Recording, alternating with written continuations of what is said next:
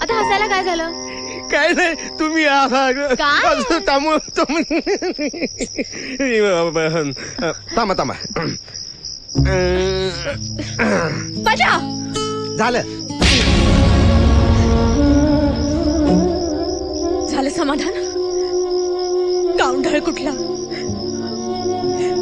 जरा कुठे मोकळेपणाने वागले तर इथपर्यंत मसल गेली तुझी. नाही ते लागलेलं Just shut up.